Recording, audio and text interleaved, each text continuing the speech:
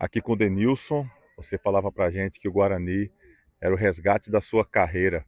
Você entra no segundo tempo, marca 3 gols, cara. E aí, deixou com certeza a dúvida na cabeça do treinador, hein, Denilson? Primeiramente, boa tarde. Assim, eu quero agradecer primeiro a Deus, né, pelo momento, pelos 3 gols.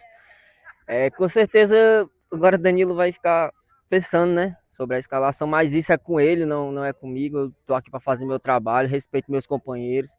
Tô aqui para honrar a camisa do Guarani e só tenho a glorificar a Deus pelos 3 gols e no mais é isso. A equipe tá de parabéns, meus companheiros que jogaram na primeira parte correram pra caramba. É assim, desculpa a palavra, jogaram pra caramba também e consegui entrar no segundo tempo, fui feliz com fazer 3 gols e só toda honra e toda glória dada a Deus, tem. Ou seja, é mostrando realmente que tá com fome de bola, entrando e marcando gols. E uma coisa que a gente chamou a atenção aqui, muita finalização de fora da área. Você costuma acreditar bem, né, quando é de fora da grande área.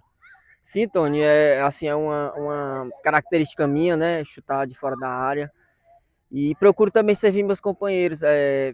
Eu fui feliz, como você disse, de um chute de fora da área, depois acertei outro.